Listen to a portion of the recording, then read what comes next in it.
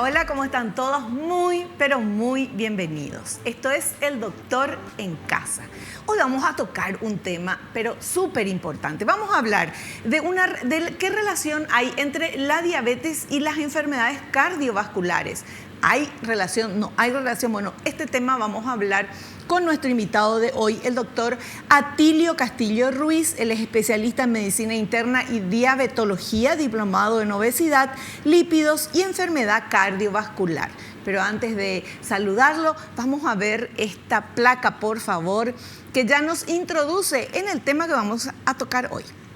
La enfermedad cardiovascular es la principal causa de muerte en todo el mundo. Se estima que alrededor de 520 millones de personas en todo el planeta viven con este tipo de enfermedades que pueden desarrollarse por distintos factores, entre ellos la diabetes, la cual, si no está controlada, puede causar daños al corazón que en ocasiones pueden ser mortales.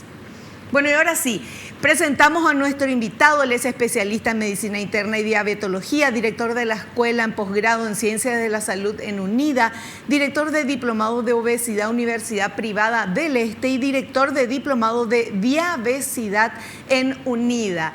Quien les comenté, el doctor Atilio Castillo Ruiz. Doctor, bienvenido al programa. ¿Cómo está? ¿Qué tal, Liliana? Muchísimas gracias por la invitación y bueno, gracias por estar y compartir dos temas muy interesantes, como hablaste, de dos patologías de alto impacto en la mortalidad, sobre todo, y morbilidad de la población, tanto paraguaya como a nivel mundial, ¿verdad? Son dos patologías que vemos muy frecuentes en la consulta. Doctor, esta relación que hay entre diabetes y enfermedades coronarias, eso sí, en el programa vamos a ir desglosando, pero ¿significa que quien tiene diabetes tiene que controlarse aún más el tema del corazón, o el que tiene problemas cardiovasculares tiene que controlarse más todavía, a ver si por ahí tiene diabetes? Sí, los pacientes con diabetes son pacientes que tienen un riesgo cardiovascular elevado, ¿sí? Ajá. ¿Por qué? Porque en la diabetes se produce una patología que se llama dislipidemia aterogénica, es decir, tiene más chance de que las arterias se tapen. Sencillamente, ¿por qué? Porque su colesterol bueno, que el HDL, está bajo, el malo es mucho más aterogénico y los triglicéridos tienen más elevado, y eso hace que el paciente con diabetes tiene de 2 a 4 veces más posibilidades de tener un evento cardiovascular. Y por el otro lado, los pacientes que tienen un evento cardiovascular, sobre todo si tuvieron un infarto o el corazón, tienen una posibilidad del 30% de pasar a tener diabetes cada 12 meses. O sea, sí o sí, un paciente que tiene un infarto tiene que hacerse un tamizaje, un control para ver si no va a desarrollar diabetes cada año, porque aumenta el riesgo. Tiene 30% de 30% de posibilidad de tener diabetes, ¿sí? Y muchos pacientes, inclusive, en el momento del evento coronario, se enteran que tenían ya diabetes y que la diabetes estaba silenciosa. Claro, bueno, ese es otro tema también que vamos a hablar, porque no todo el mundo sabe que tiene diabetes. No todos los que están clasificados tengo diabetes son el 100% del mundo o del Paraguay, ¿verdad? Hay mucha gente que ni sospecha. Sí, realmente nosotros tenemos en Paraguay una prevalencia actual del 10.6% de la población adulta. Eso significa más o menos 500.000 paraguayos con los números actuales, pero solamente la mitad sabe que tiene diabetes. ¿Por qué? Porque la diabetes es silenciosa, no produce síntomas. Entonces, solamente las personas que consultan o porque fueron a una cirugía programada, se hace un control y ahí salta que tienen diabetes, porque la mayoría está en estado, digamos... ¿Y cómo se saca ese 10, tanto por ciento? Sí, en el año 2022, del 1 de julio del 2022 a diciembre del 2022, el Ministerio de Salud Pública realizó la segunda encuesta nacional de prevalencia de enfermedades crónicas no transmisibles, diabetes, obesidad e hipertensión, ¿sí? Y ahí se salió los números del 10.6% actualmente. Claro, al hacer eso. Bueno, hacemos un pequeño corte. A la vuelta ya estamos metidísimos con este tema que es súper interesante. ¿Vos tenés diabetes? Atención. ¿Vos tenés algún tipo de problema cardiovascular? Atención. ¿Vos no tenés nada? Atención, lo mismo, porque es mejor prevenir que curar. Volvemos ya.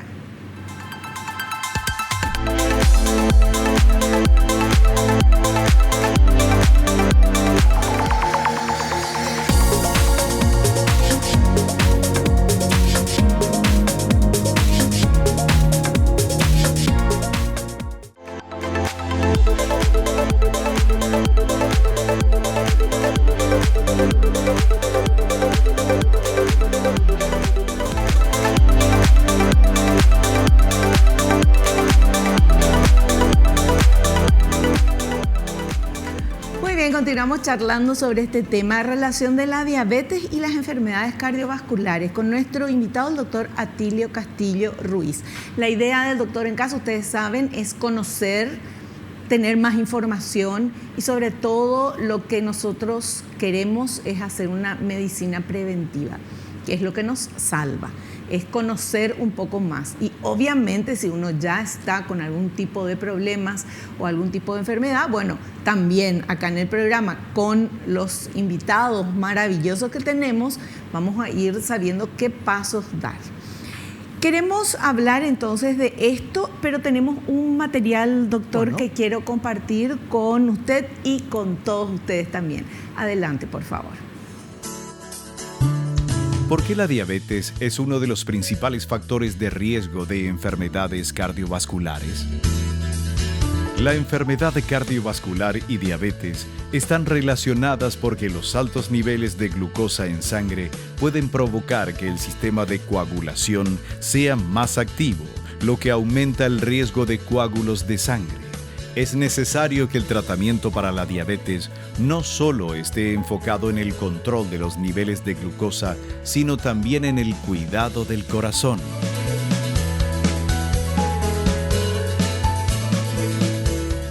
Sí, justamente los nuevos cambios en el manejo del paciente con diabetes, que anteriormente se centraba solamente era bajar la glucosa. Sí. ¿Sí? Durante años fue solamente bajar la glucosa, pero ¿qué pasó? Como los pacientes con diabetes desarrollan 2 a 4 veces más enfermedades cardiovasculares o inclusive cerebrovasculares, se comenzó a ver de que había que buscar que el tratamiento sea un tratamiento integral del paciente. Y a partir del año 2008, la FDA, que es la que otorga las licencias a los fármacos, exigió que la medicación para la diabetes no solamente tenga un impacto en bajar la glucosa, sino también que no produzca daño en el corazón o que pueda producir mejoría en el corazón.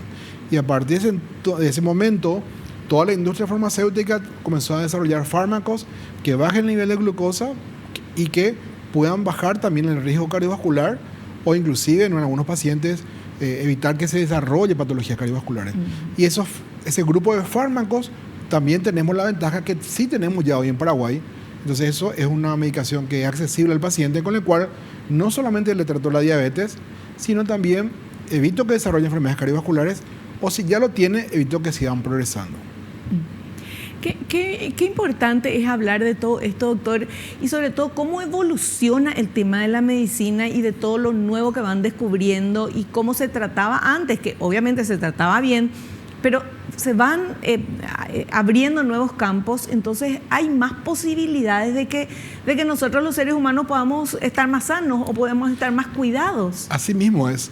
Un paciente que tiene diabetes y que tiene una enfermedad cardiovascular vive básicamente 12 años menos que un paciente que no tiene diabetes. Bueno, atención, eso ¿Sí? le hago acá. Por favor, repita, doctor. Si un paciente tiene diabetes y tiene una enfermedad cardiovascular asociada, vive 12 años menos que un paciente que no tiene diabetes. O sea, si en Paraguay el promedio de edad es 74 años, un paciente con diabetes va a vivir apenas 62 años. O sea, se jubila y se muere, ¿verdad?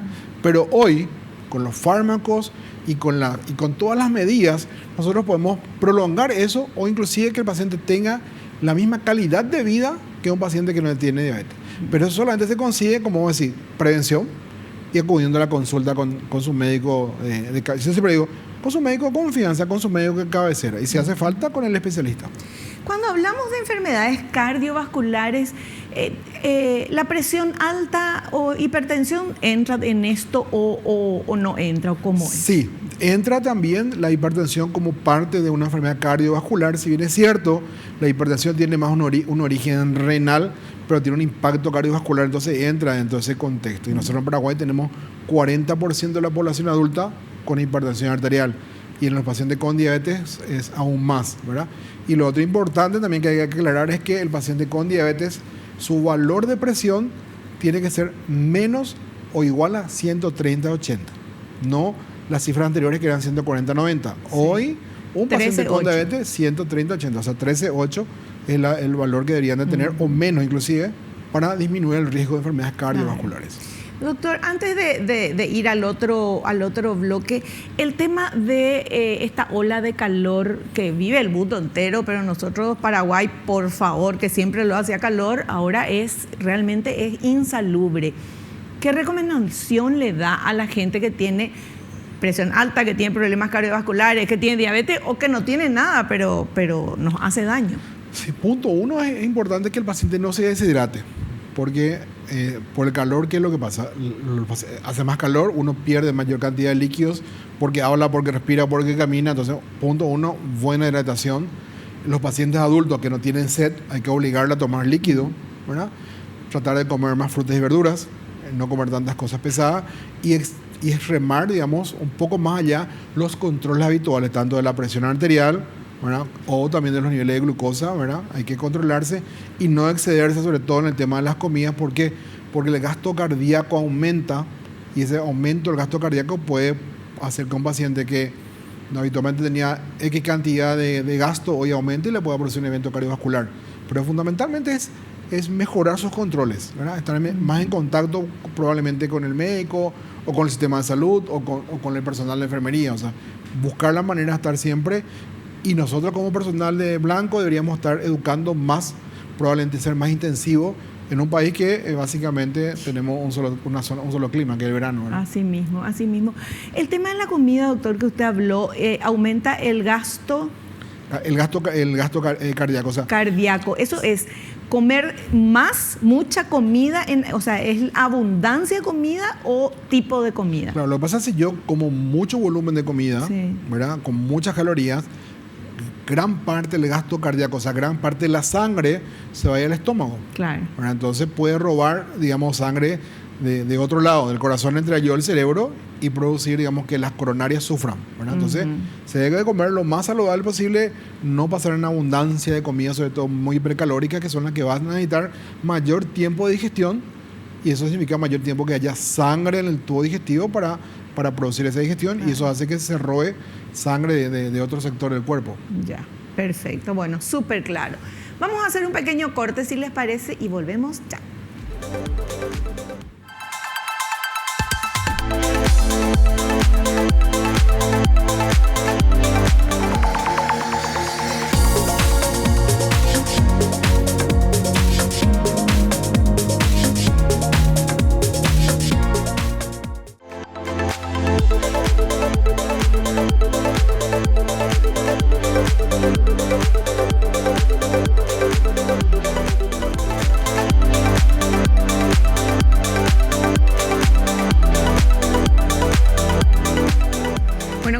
Hablando con el doctor Atilio Castillo Ruiz. Nuestro tema del programa es la relación que hay entre la diabetes y las enfermedades cardiovasculares.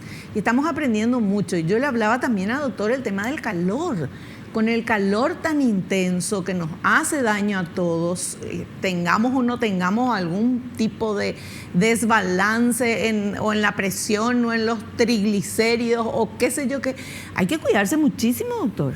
Sí, es importante comer, como yo le digo, lo más saludable, comer frutas, verduras. Por supuesto, también hay que comer proteínas y carbohidratos, pero de fácil digestión, ¿sí?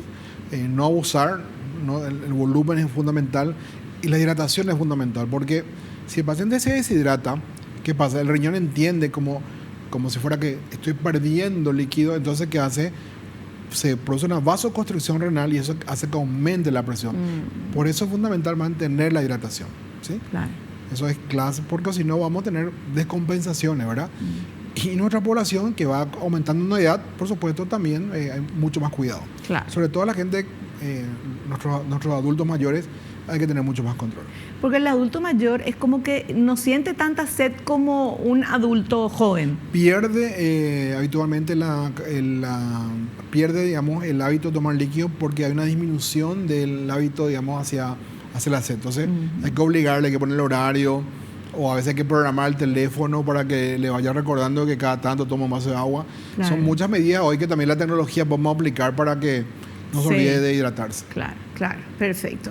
Bueno, y ahora vamos con este otro material, por favor. Les compartimos desde aquí. A ver. La diabetes se asocia con presión arterial alta y niveles de colesterol elevados. Eso conlleva a un mayor riesgo de desarrollar complicaciones cardiovasculares como angina, infarto de miocardio, ACV, insuficiencia cardíaca congestiva, enfermedades de las arterias coronarias y enfermedad arterial periférica, entre otras. Sí, así mismo, como te decía inicialmente, ¿por qué el paciente con diabetes tiene todos esos eventos, verdad? Porque por el mecanismo de la fisiopatológico de la dieta hace que el colesterol bueno, que el HDL, baje mucho y el LDL no suba tanto, pero cambia la característica de ese colesterol malo, ¿verdad? Y hace, digamos, que todo ese sistema se vuelva más aterogénico. ¿Qué significa aterogénico?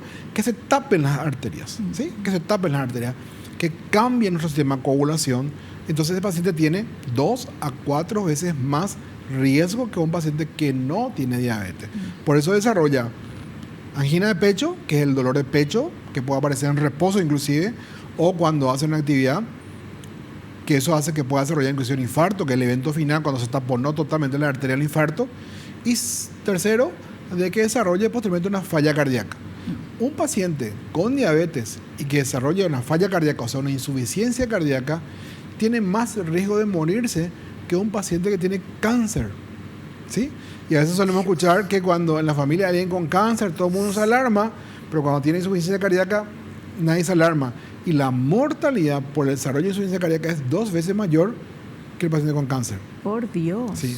Y ocurre muchas veces que no nos damos cuenta del paciente que tiene falla cardíaca porque de repente no se mueve mucho, pero apenas se va al supermercado o al mercado o levanta un balde y tiene dificultad para respirar o se cansa, hay que tener mucho cuidado porque puede estar desarrollando una insuficiencia cardíaca y eso es muy severo. Y el paciente con diabetes muchas veces no tiene el dolor de pecho que tiene el resto de los pacientes. ¿Por qué? Porque el paciente con diabetes tiene lo que se llama una neuropatía autonómica. Entonces él no tiene dolor de pecho, no tiene habitualmente el dolor que tiene otro grupo paciente y puede pasar desapercibido su infarto y de repente se va a hacer un control del electrocardiograma porque se va a operar y se encuentra que ya tuvo un infarto, ¿verdad? Entonces el paciente con diabetes en cierta manera se convierte en una bomba de tiempo, el cual tiene que estar mejor cuidado que el resto. Si un paciente con diabetes se cuida, no hay problema. El tema es que muchas veces no se cuida porque cree que porque no duele, porque no siente. Claro. Bueno, entonces ese es el gran problema. Ya cuando llega a la consulta, llega con todas las complicaciones. Fíjate que al momento del diagnóstico, el 50% de los pacientes con diabetes tienen ya alguna complicación. Eso es gravísimo y es altísimo el 50% ya tiene una complicación al momento del diagnóstico. 50% no sabe luego que tiene diabetes. Claro. Y el otro grupo que consulta y se diagnostica, el 50% llega con complicaciones. Doctor, pero si uno se hiciera un análisis anual, que es lo que nos recomiendan, ¿verdad? Ahí va a aparecer si uno está cercano a la diabetes o no aparece, o hay algo que puede llamar la atención. Bueno, si uno hace un control regular, vamos a partir de los 20 años, a mí me gusta a partir de los 20, porque tenemos una población cada vez más joven con más obesidad. Sí. Entonces, a partir de los 20, ¿qué es lo que yo tengo que fijarme? Punto 1. Si yo no me muevo, si soy sedentario, no hago actividad física, si estoy con sobrepeso, un poco más allá del peso habitual, y si tengo antecedentes familiares de diabetes, consulto, ¿ok? Lo mínimo que el médico tiene que pedirle es un nivel de glucosa en ayunas de 8 horas y tiene que pedirle como mínimo un perfil de lípidos, o sea, colesterol total, triglicéridos y la fracción del colesterol, ¿verdad? Con esos elementos, su médico de cabecera ya puede hacer inclusive una rápida evaluación si va a tener o no tiene riesgo. Y se puede usar lo que se conoce como índice de triglicéridos glucosa, que es una sencilla fórmula de cargar el nivel de glucosa, de cargar el número de triglicéridos, por una fórmula te calcula el riesgo de tener resistencia a la insulina.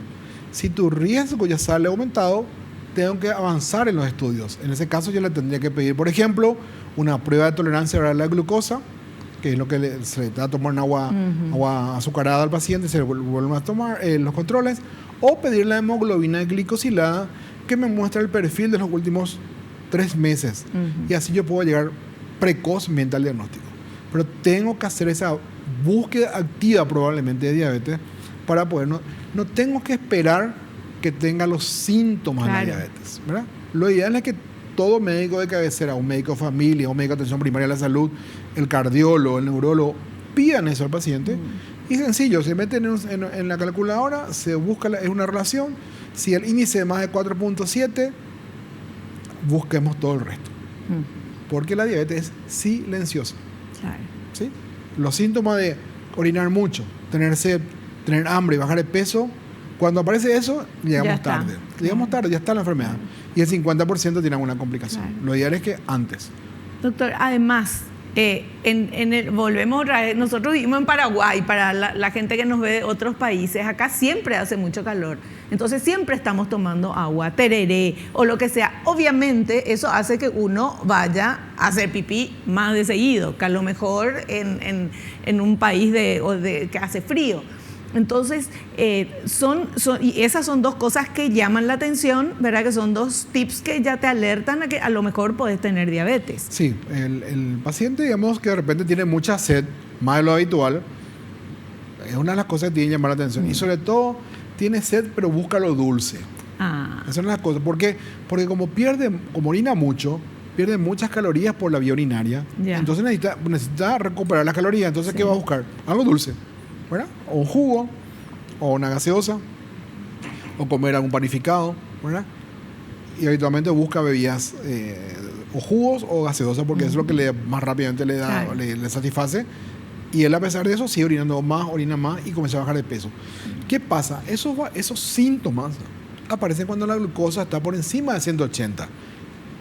Es más, inclusive cuando está por encima de 200 recién. Bueno, entonces, llegamos tarde porque el diagnóstico de diabetes hoy es una glucosa en ayunas de 126 y los síntomas aparecen recién a partir de 180 a 200. O sea que entonces, hay una brecha demasiado grande que el paciente puede estar sin tener absolutamente ninguna molestia, pero ya está produciendo daño. Probablemente en un futuro va a cambiar los cortes de diagnóstico. Cuando yo estudiaba medicina, el corte era 140, ahora es 126. Vamos a ver si en el futuro cambia. Lo que ahora sí va a cambiar es una publicación reciente de la Federación Internacional de Diabetes, es justamente la prueba de tolerancia a la glucosa. Tradicionalmente nosotros hacíamos en un paciente la glucosa en ayunas, le dábamos de tomar 75 gramos de glucosa anhidra y a las 2 horas le controlábamos, ¿sí? Si a las 2 horas el nivel de glucosa era por encima de 200, hacíamos el diagnóstico de diabetes. Hoy la Federación Internacional de Diabetes dice que eso hay que cambiar y hay que hacer el corte a la 1 hora y por supuesto se mantiene en las 2 horas, pero lo ideal sería a la 1 hora porque se demostró que yo puedo encontrar más rápidamente pacientes con diabetes o lo que entre comillas se llaman prediabetes. Si yo a la 1 hora después de tomar ese azúcar, mi nivel de glucosa está más de 155, ya soy prácticamente un paciente con prediabetes. Y si a la hora está por encima de 209, ya es diabetes. Eso, digamos, es un nuevo cambio que esto se publicó ahora, hace poquito, y vamos a ver si en poco tiempo ya se vuelve, digamos, un estudio normal en los laboratorios, porque por ahora pedimos y a veces los bioquímicos no nos quieren hacer, pero es, digamos, para poder llegar precozmente, porque lo ideal es llegar precoz, porque nosotros hoy podemos remitir la diabetes, no hablamos de curar la diabetes, podemos producir remisión, es decir, volver a la normalidad el paciente con diabetes si yo hago el diagnóstico lo más precozmente posible.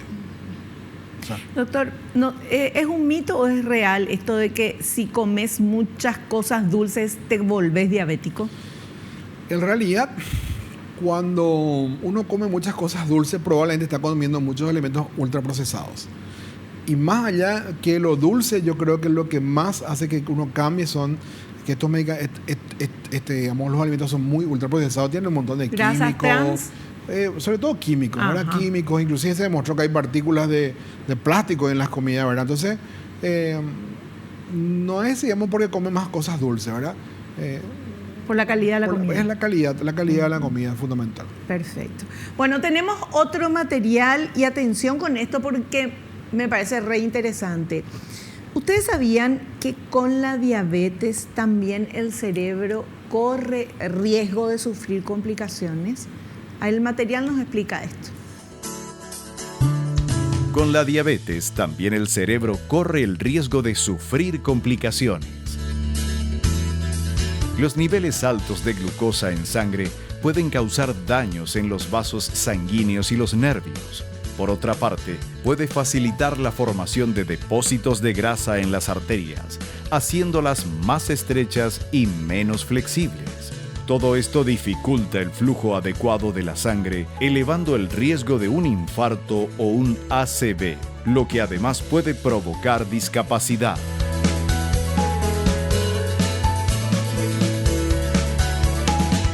Asimismo, los pacientes con diabetes tienen riesgo no solamente de tener un evento cerebrovascular, o sea, un accidente cerebrovascular o un stroke, como se conoce.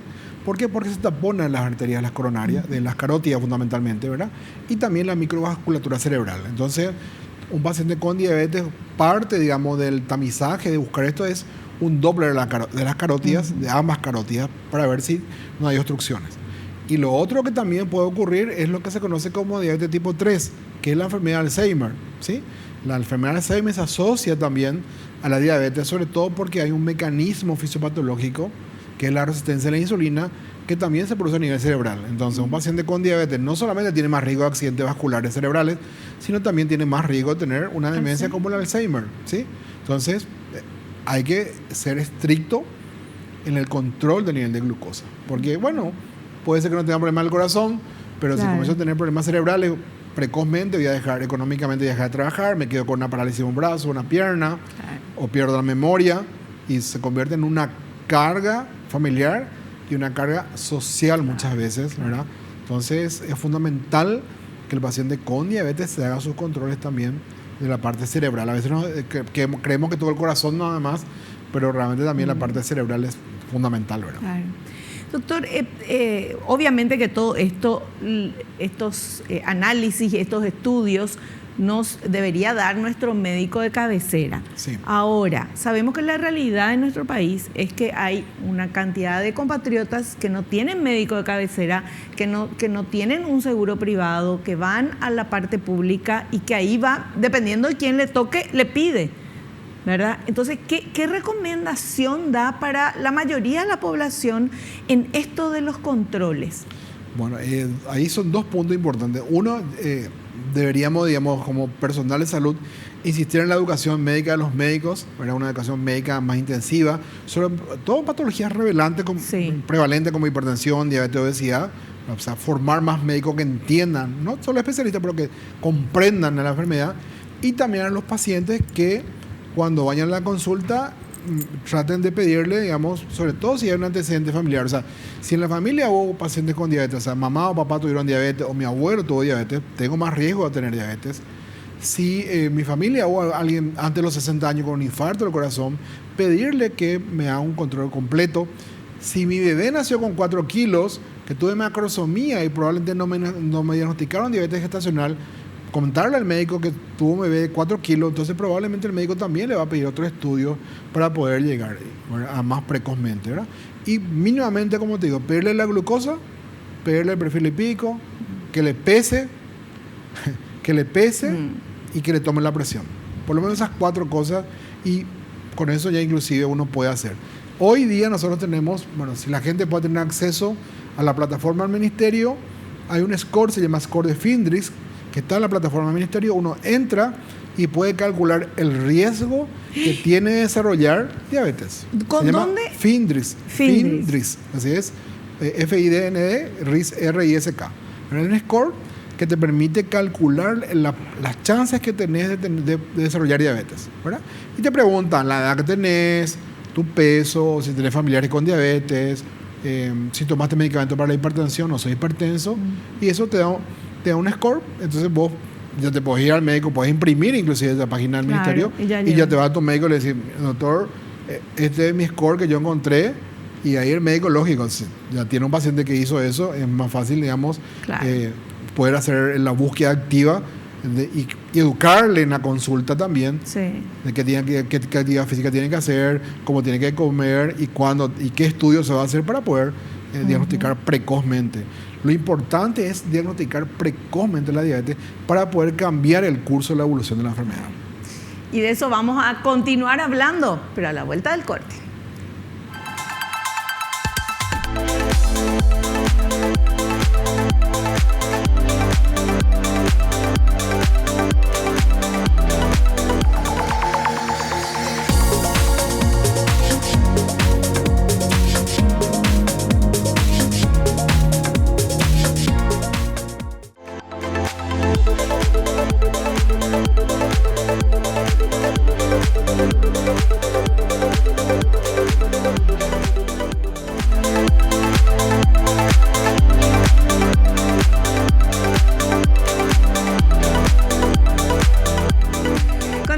charlando con nuestro invitado, el doctor Atilio Castillo Ruiz. Estamos hablando de este tema tan interesante y tan relevante para todos nosotros los paraguayos. Hablamos de diabetes, de enfermedades cardiovasculares, porque quien más, quien menos conoce a alguien, o a lo mejor uno mismo tiene, o a lo mejor no sabe, y después del programa te vas a ir, entras en la página del ministerio, que ya lo explicó el doctor, para ver eso, consultás con el médico. A lo mejor al ver el programa decías, la pucha, yo todavía no me hice ni un análisis, ni un estudio, no me fui nada a hacer mi chequeo.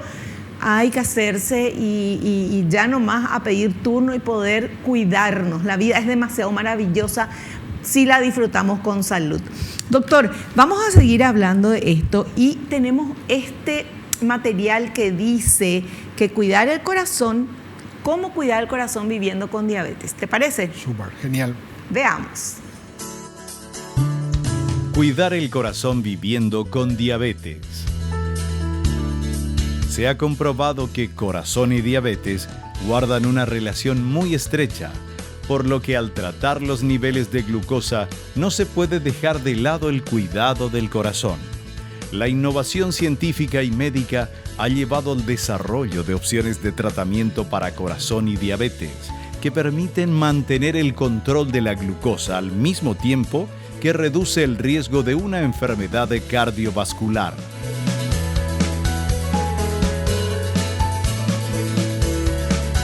Sí, como te comentaba, básicamente nos fuimos cambiando, digamos, el centro del manejo del paciente con diabetes. Durante años era bajar la glucosa por debajo de 100, tratar de que la hemoglobina glicosilada, que es el promedio de los últimos meses, esté por debajo de 7. Pero ¿qué pasaba? Los pacientes igual se morían. Posteriormente, con el desarrollo de las nuevas drogas, se comenzó a buscar drogas que tengan un impacto a nivel cardiovascular. Y en realidad tenemos drogas viejas que tienen un impacto cardiovascular y tenemos drogas nuevas que tienen un impacto cardiovascular. Digamos, los que vinieron a cambiar la evolución del paciente con diabetes es un grupo de fármacos, se llaman inhibidores del cotransportador de glucosa, sodio, que son medicamentos que actúan a nivel renal, que paradójicamente, ¿qué producen? Producen que el paciente orine mucho y orine mucha glucosa. Durante años al paciente le decíamos que si orinaba glucosa estaba mal. Sí. Pero este grupo de fármacos demostró que puede eliminar la glucosa por medio de la vía urinaria y hacía que baje la glucosa de sangre. ¡Qué genial! Y no solamente eso, este grupo de fármacos, la única molestia para el paciente que orina más que antes, pero ¿qué demostró? Que baja la presión arterial, 5 puntos, pero baja la presión arterial y disminuye la internación por falla cardíaca. Prácticamente en un 40% menos de internación por insuficiencia cardíaca. Disminuyó también la mortalidad cardiovascular y mortalidad por todas otras causas. Este grupo de fármacos, que en Paraguay tenemos dos, dapagliflozina y empagliflozina, se toman una sola vez al día y es tan importante que no solamente los médicos diabetólogos comenzamos a utilizar, sino que también después los cardiólogos. Hoy es un pilar del tratamiento de la insuficiencia cardíaca. Y no solamente los cardiólogos, hoy también los nefrólogos lo utilizan porque es el fármaco que cambia la evolución de la nefropatía diabética y de la nefropatía no diabética. Desde el 2015 tenemos a nivel mundial, en Paraguay lo tenemos prácticamente desde 2018. No son de muy alto costo, se toman unas al día y cambió realmente la evolución de la diabetes en el mundo, ¿verdad? Seguido a ese grupo de fármacos apareció lo que se conoce como agonista al GLP-1, que nosotros también tenemos en Paraguay, que es liraglutide y semaglutide, que son fármacos más bien conocidos por su impacto en el peso, ¿verdad? Todo el mundo quiere usar esos medicamentos porque quiere bajar de peso. Recordar de paso que 32.4% de la población adulta tiene obesidad en Paraguay, 1 de cada 3 adultos tiene obesidad. Estos fármacos que todo el mundo quiere usar para el descenso de peso son fármacos que bajan la glucosa, bajan de peso, pero también tiene un efecto a nivel cardiovascular. Baja la mortalidad cardiovascular, baja el desarrollo de falla cardíaca, ¿verdad? Y no solamente en los pacientes con diabetes, sino también los pacientes obesos sin diabetes también tienen impacto. Entonces, cambió el paradigma en el manejo del paciente con diabetes y anteriormente que le queríamos poner insulina a todo el mundo, hoy ya no. Hoy tenemos la opción de usar uno de ellos o inclusive podemos combinar y los beneficios son mayores, ¿sí? Y de los viejos fármacos, la metformina sigue siendo un medicamento neutro a corto plazo a nivel el impacto cardiovascular, pero a largo plazo también está demostrado que funciona. O sea, si usted está tomando metformina, está también protegido cardiovascularmente. Y tenemos otro grupo de fármaco un poco controvertido que se llama pioglitazona, que tiene un pequeño problemita, que aumenta de peso 3 kilos más o menos, pero que también tiene un impacto a nivel cardiovascular y también a nivel cerebral. ¿Sí? Entonces, el manejo del paciente con diabetes hoy ya no es solamente metformina, sino estos nuevos fármacos que todo paciente debería de recibir. ¿Para qué? Para que viva más tiempo, para que viva mejor y por supuesto que tenga menos complicaciones cardiovasculares, cerebrales y también renales, ¿verdad? Entonces, estos grupos de fármacos tenemos hoy en nuestro país. Perfecto. Bueno, y tenemos otro material, por favor, compartimos con todos. Mantener hábitos saludables como prevención y parte del tratamiento. Cuidar su peso. Consumir frutas y verduras. Utilizar métodos de cocción más saludables al cocinar.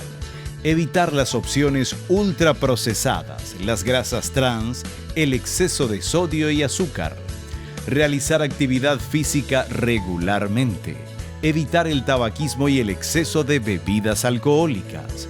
Contar con la asesoría de un profesional de la salud que lo ayude a conocer las opciones de tratamiento para mantener en control los niveles de glucosa y cuidar el corazón.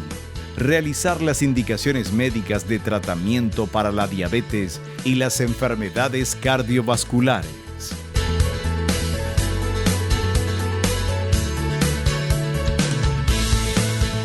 Sí, realmente en nuestro país la diabetes más frecuente, la diabetes tipo 2, es una diabetes que está en cierta manera relacionado mucho al tema del peso sobre todo. O sea, el peso, el sobrepeso y la edad son los factores, la edad no podemos modificar. O sea, claro. Tenemos, a medida que tenemos a mayor edad, mayores posibilidades de tener diabetes, pero en el peso sí podemos impactar. Y sobre todo, ¿cómo? Yo le suelo decir al paciente, no es cambio del estilo de vida, vamos a hablar de educación del estilo de vida. Porque probablemente nosotros para tener un impacto en la salud pública tenemos que comenzar a educarle ya de chico y no de grande, porque los hábitos cuestan cambiar. Sí. Y comer, como decir, lo más saludablemente posible. O sea, volver a comer en la casa. O sea, tratar de desayunar en la casa, tratar de almorzar en la casa si se puede, y tratar de cenar en la casa. Tratar de evitar los ultraprocesados, ¿verdad? Uno de los grandes referentes a nivel mundial decía que la única manera que en los Estados Unidos la gente tenga menos peso y menos obesidad y con eso se pueda prevenir la diabetes es aumentando el costo de las hamburguesas. Decía, una hamburguesa no tiene que salir $5, tiene que salir $100 para que la gente deje de comer. Claro. Ponía como ejemplo la hamburguesa, ¿verdad? Pero el tema es evitar comer los ultraprocesados, ¿verdad? No hay alimento malo, es el tema la cantidad y la regularidad en el consumo de alimentos, ¿verdad? Existen miles de tipos de dieta. La dieta mediterránea, el ayuno intermitente, la dieta keto, todos tienen sus beneficios de acuerdo al paciente o de acuerdo al momento que yo me voy a enfrentar a ese paciente, ¿verdad? Entonces, sería siempre la educación y mantener las costumbres también del paciente, porque a veces decimos, le queremos obligar a que comience a comer determinada comida y él no quiere saber de comer determinada comida, entonces va a mentir. Claro. Te va a decir, o lo que suele pasar también con el tema de las cantinas saludables. Comen en el colegio saludable y al salir enfrente comienza a comer todo lo que tiene que comer. Entonces, no hay tampoco que obligar muchas veces, sino que comenzar a educar. Lo otro es crear lugares para actividad física. No tenemos lugares para actividad física. Imagínense con nuestro calor. No tenemos piscinas públicas. O sea, si vos tenías piscinas públicas, le puedes decir, bueno, vayan a nadar en la piscina pública. Claro. Hoy le decía, anda a caminar y con el calor en Iguazú ni las lagartijas caminan. Entonces, ver, digamos, también todo un cambio probablemente cultural y social, ¿verdad? Y yo suelo decir siempre que para que haya impacto, las municipalidades probablemente tienen que tomar participación en la manera de facilitar a su población estos elementos para que la población sea más sana. Claro. Si yo tengo una población más sana, voy a tener una ciudad mucho mejor. Entonces, todo lo que vos dijiste, yo creo que se va a hacer una palabra que es educar, pero educar desde chico, ¿verdad? Entonces, volver a tratar de comer lo más saludable, ¿verdad? Lógico, los famosos permitidos, cada tantito, pero no que sean lo regular. Sí. Y como yo suelo decir, ¿quién compra del mercado del supermercado? Son los padres, no es el niño. Claro. No es el niño el que compra su galletita, no es el niño que compra Sí. el jugo envasado, no es el niño que compra la chocolatada envasada, ¿verdad? Son los padres. Entonces, es una responsabilidad nuestra mejorar los hábitos alimentarios de la población para poder tener impacto en el mañana. No hay ningún programa a corto plazo que pueda impactar en los pacientes. Sí. Bueno, pero que hay que seguir insistiendo, doctor, en todo esto. Hay que seguir insistiendo. Lo que usted dice en el tema de la educación, porque nosotros pensamos, el ser humano piensa muy el ahora, hoy, ¿verdad? ¿Qué me va a hacer? Y tomo una gaseosa azucarada, ¿verdad? ¿Qué me va a hacer? Como tal cosa. Pero mañana pienso igual, hago lo mismo. Y en la semana también. Y entonces, ¿qué me va a hacer? Sí te va a hacer. Y nos hace. Y vemos que hay cantidad de gente joven muriendo. Y cada vez hay más personas con este tipo de problemas que se podrían evitar o por lo menos se puede controlar, como usted nos está contando. Así mismo. Nosotros, anteriormente se buscaba el diagnóstico de diabetes, comenzamos a buscar a partir de los 40. Pero yo creo, hoy en nuestro país hay que comenzar a buscar a partir de los 20. Sí. ¿Por qué? Porque vemos una población con mucho peso. Te digo, 70% de la población adulta tiene sobrepeso o obesidad.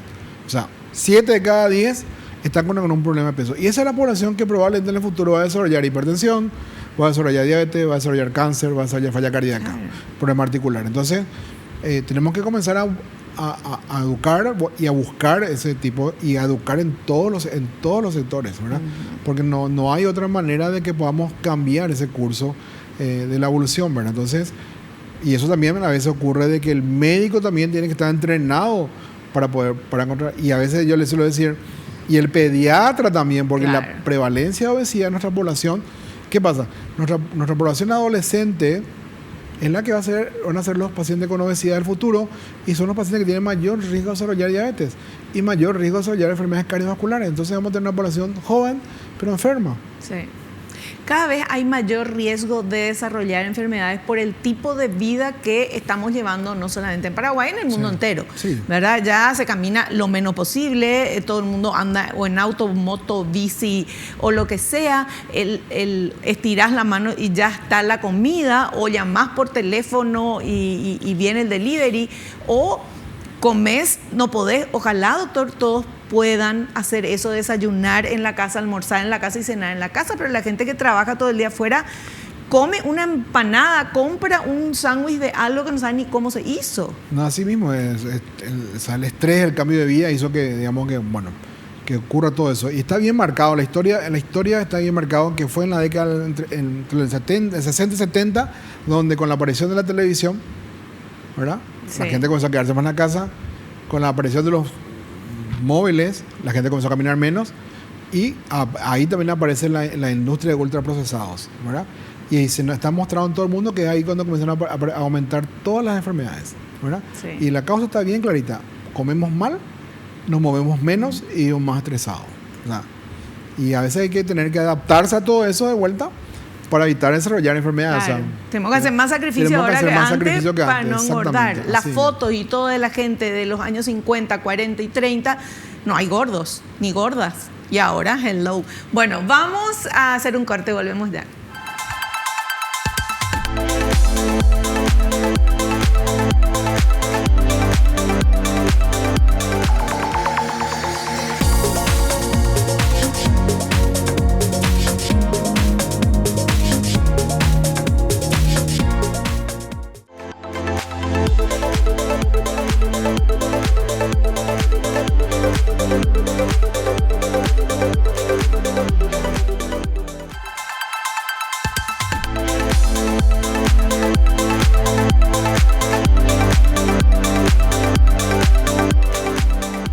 Bueno, ojalá que hayan encontrado la respuesta a todo lo que estaban buscando, o ojalá esto les despierte más incógnitas todavía, porque la idea del programa es prevenir, la idea del programa es que todos conozcamos más para poder cuidarnos, cuidar de nosotros, cuidar de nuestra familia. Por eso invitamos a los mejores profesionales que van contándonos en cada programa todas las novedades y qué hay que hacer en cada caso.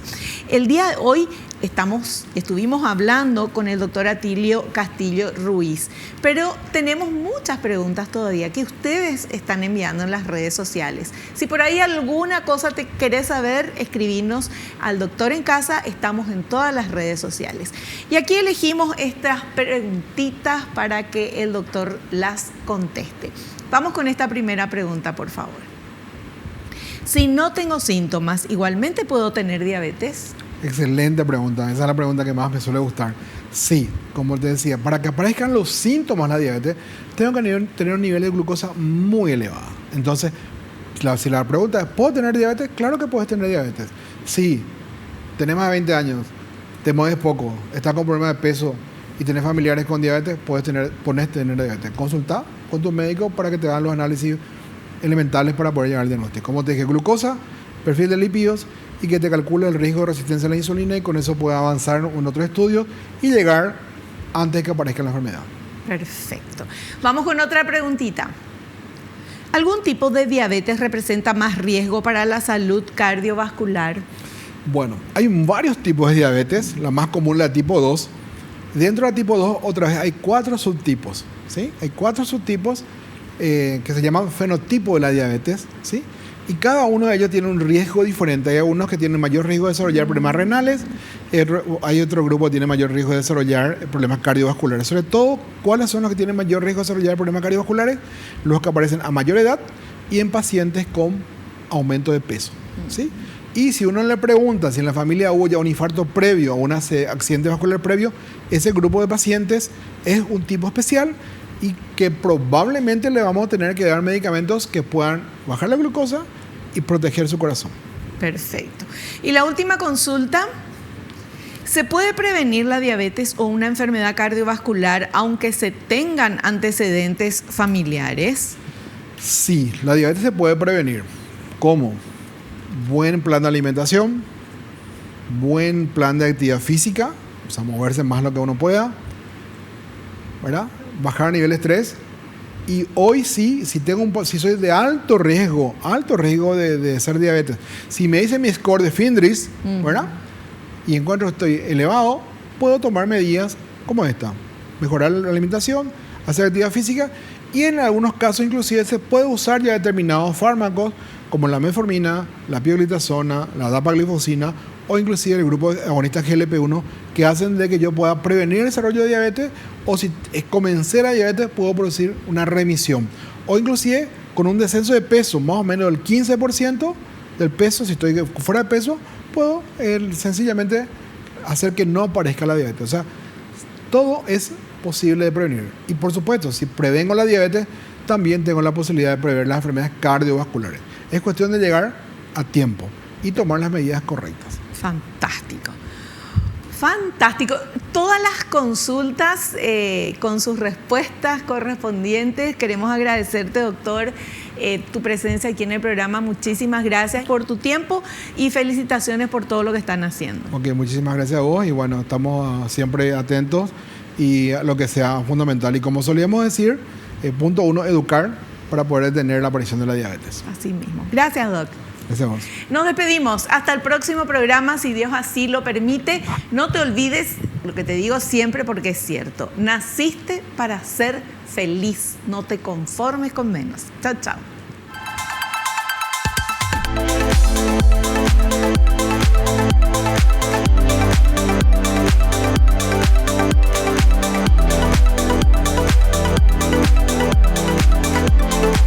La revista El Doctor en Casa presentó a Vivi Landó en el programa El Doctor en Casa TV.